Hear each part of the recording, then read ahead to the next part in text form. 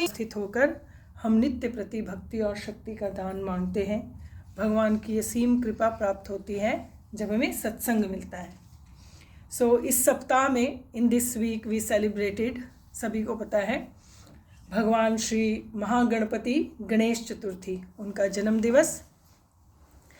बहुत सारे लोग बहुत सारे प्रश्न करते हैं, क्योंकि स्पेशली यंग जनरेशन भगवान गणेश की जब पूजा करते हैं तो गणपति पूजा पहले होती है, कलश पूजा। तो ये हमेशा याद रखना चाहिए, भगवती ने भगवान गणेश को बनाया, सभी ये जानते हैं ना, उनको बनाया।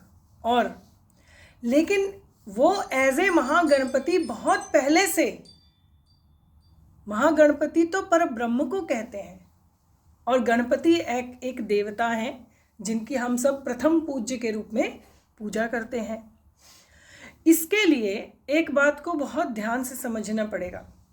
वो बात ये है, जिस हम योग की बात कर रहे हैं ना, आजकल हम योग पर चर्चा कर रहे हैं हर प्रति मंगलवार को, वो जो परब्रह्म है, जिस अव्यक्त परब्रह्म से ये व्यक्त सृष्टि होती है, इंग्लिश में अगर आप समझना चाहें, दैट अनमैनिफेस्टेड ब्रह्मन, जो हमें मैनिफेस्टेड रूप में, संसार के रूप में दिखाई देता है, सुनाई देता है, और जिसको हम छू सकते हैं, समझ सकते हैं, सुन सकते हैं, तो उसके 5 क्या है, स्वरूप नहीं कहेंगे, 5 उसको जानने के माध्यम है। जैसे हर व्यक्ति का अपना एक नाम है, हर किसी, कोई इवन व्यक्ति ना भी हो, जैसे ये एक स्टैंड है या एक टेबल है, ये एक फ़ोन है, हम उसको एक नाम देते हैं। हर वस्तु का, हर चीज़ का एक नाम है, चाहे देवता हो, चाहे देवी हो, चाहे पशु हो, चाहे पक्षी हो, चाहे पौधा हो, चाहे कोई निर्जीव वस्तु भी हो, हम उसको एक नाम दे देते हैं। तो परब्रह्म परमात्मा का जो नाम है वो ओंकार है। और पतंजलि योग में भी कहा गया, तज्जपस तदर्थ भावनम। किसकी भावना? कहा प्रणव की। प्रणव कौन है? ओंकार स्वरूप, ओम स्वरूप। और वही महागणपति है, क्योंकि उस पर ब्रह्म का जो नाम है वो ओंकार स्वरूप है। इसीलिए तो ओंकार स्वरूप में ही ऐसे लगता है ना, जैसे ओंकार वो भगवान की सूंड हो, ऐसे चंद्रमा रखा हो उसके ऊपर, भगवान के शीश के ऊपर। वह गणपति महागणपति स्वरूप है, वह उस पर ब्रह्म का नाम है। वही पर ब्रह्म का ज्ञान जो है वो शिव है, क्योंकि हमने पुराणों में उसे पढ़ा है। वेद में पढ़ो तो बहुत सारी क्लैरिटी हो जाती है, लेकिन पुराणों में हमने सुना, पुराणों में पढ़ा, तो पुराणों में कहानियां हैं, और वो कहानियां हमें इसलिए नहीं सुनाई गई या बताई गई या पढ़ाई गई कि उन कहानियों के बारे में ज़्यादा सोचना है। मोस्टली लोग कहानियों में गुम हो जाते हैं। अब किसी को थर्स्टी क्रो सुनाओ तो वो पूछने लगते हैं कौवा कौन से रंग का था, मटके में कितना पानी था, मटका कैसा था। तो तुम कहानी सुनने के बाद कहानी की बेकार की बातों में नहीं फंसो। मैंने एक बार बताया था ना कि सुंदरकांड के हमने 108 पाठ किए, और फिर उसका पूरा रोज बैठकर चर्चा की, उसका अर्थ समझा। लेकिन 30 दिनों के बाद एक व्यक्ति आया, वो पूछता दधिमुख कौन है? मैं कहा पता नहीं, होगा कोई, ये कितनी वानर सेना थी, मैं तो हनुमान जी को ही जानती हूँ बस, एक जामवंत जी को, एक हनुमान जी को। मतलब जहाँ सुंदरकांड में आपका ध्यान किस पर होना चाहिए? भगवती सीता पर और हनुमान जी पर, भगवान राम पर। वहाँ अगर आपका ध्यान दधिमुख पर चला गया तो आप क्या करोगे बताओ? इसको कहते हैं कि आपका लक्ष्य क्या है। तभी तो हम सोचते हैं कि अपने अपनी बुद्धि के अनुसार आपको ये खुद स्वयं चयन करना पड़ेगा कि किस योग में आप जा सकते हैं, किस योग के द्वारा आप उससे युक्त हुए, अपने उस कनेक्शन को, अपने उस आपका जो उसके साथ एक कनेक्शन है उसको अनुभव कर सकते हैं। और वो है, कनेक्टेड है आप ऑल द टाइम, उसके बिना आपकी कोई एग्जिस्टेंस नहीं है। हम अपना फॉल्स आई लेकर घूम रहे हैं, लेकिन हमारे मनुष्य जीवन का एक ही लक्ष्य है। मैं बार बार यही कहती हूँ कि आपका जो उसके साथ संबंध है, आपका जो उसके साथ आप एक ही हैं, उसको आपने अनुभव करना है, बस इसीलिए ये शरीर मिला है। और इसीलिए उस पर ब्रह्म को हमारे वेदों ने 5 भागों में समझाने का प्रयत्न किया। कहा एक मनुष्य का एक नाम होता है, उसकी एक शेप होती है, काला है, पीला है, मोटा है, पतला है। पर ये सारी शेप्स किससे पता लगती है? कहा भगवान सूर्य नारायण से। तो सूर्य नारायण उसका क्या है? स्वरूप है कि वो सूर्य नारायण जैसा है, भगवान सूर्य। कहा उसमें ज्ञान है, हर व्यक्ति में कुछ कुछ ज्ञान होता है, किसी में बहुत ज़्यादा होता है, किसी में कम होता है, पर ज्ञान तो ज्ञान ही है, ज़्यादा और कम नहीं होता ज्ञान। और वो जो ज्ञान है वो शिव स्वरूप है। हर व्यक्ति में शक्ति होती है, किसी में पढ़ने की, बोलने की, लिखने की, दौड़ने की, बहुत तरह की अलग अलग प्रकार की शक्तियां हैं। किसी में सहन करने की शक्ति है, किसी में चुप रहने की शक्ति है, किसी में बोलने की शक्ति है। ये जो अलग अलग तरह की जो शक्तियां हैं वो उसका शक्ति स्वरूप है। और सब में प्रेम है, क्योंकि बिना प्रेम के जीवन नहीं है। आधार तो जीवन का प्रेम ही है। हम कहते हैं ना आधार।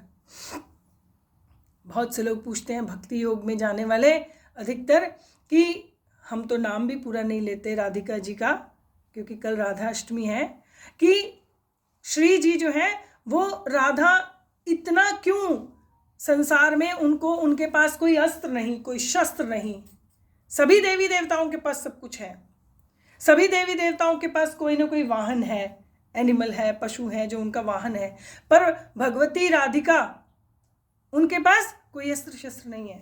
वो केवल या तो आशीर्वाद मुद्रा में है, या वो ऐसे ही भगवान कृष्ण के साथ खड़ी हैं, विराज रही हैं प्रेम। क्योंकि दुनिया की सारी शक्ति किसमें समाहित है? क्योंकि दुनिया का आधार क्या है? इस जीवन का, इस संसार का, सृष्टि का आधार क्या है? प्रेम। और शब्द भी आधार है, इसीलिए क्योंकि उनका नाम भी तो राधा ही है। और वो जो प्रेम है वो विष्णु स्वरूप है। वहां पर विष्णु और शक्ति को अलग नहीं कहा, क्योंकि ये बात सोचने वाली है कि शक्ति एक ही है।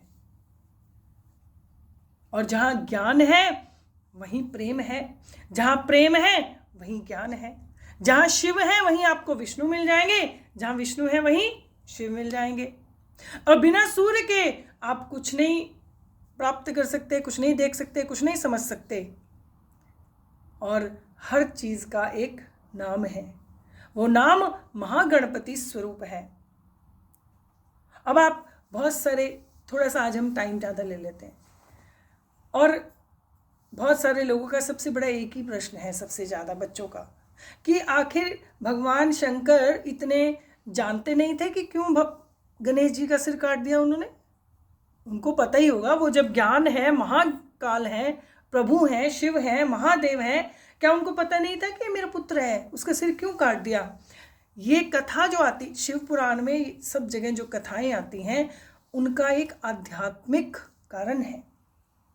आपको उस आध्यात्मिक कारण को ढूंढ के समझना है। अब आप देखिए, भगवान शिव क्या है? आत्मा। वो आत्मा है जो वही शिव है। और उनकी पत्नी कौन है? कहा बुद्धि। बुद्धि पार्वती है, क्योंकि बुद्धि त्रिगुणात्मिका है, सतोगुण, रजोगुण, तमोगुण। और भगवती ही विश्वेश्वरी 3 रूपों में प्रकट होती है, महाकाली, महासरस्वती, महालक्ष्मी। वही बुद्धि है। और उसी बुद्धि से अहम पैदा होता है, मैं हूं। जब आपको ये पता लगता है कि मैं हूं, जब ये प्रकट होता है तो वो बुद्धि से प्रकट होता है। जब आप गहरी निद्रा में सो जाते हो, गहरे तमोगुण में चले जाते हो, तो आपको याद नहीं रहता मैं हूं कि नहीं। उठकर याद आता है कि मैं हूं। ये भी याद करना पड़ता है कहाँ पे हूं, कैसा दिख रहा हूं, कैसा हूं। तो वो जो अहम है, अगर उसमें आत्मा का प्रकाश ना हो तो वह क्या करता है? क्या करता है? वो फिर रावण बन जाता है, वो फिर कंस बन जाता है। जहां अहम के साथ अहंकार हो गया, मैं से मेरा हो गया। मैं तक तो ठीक है, मैं हूं, बहुत अच्छी बात है, आप हो, आपकी एग्जिस्टेंस है, ये तो ट्रुथ है, ये तो सत्य है, लेकिन मेरा है ये असत्य है, क्योंकि तुम्हारा कुछ भी नहीं है। तुम्हारी अपनी एग्जिस्टेंस उस बुद्धि और आत्मा के मिलन से हुई है।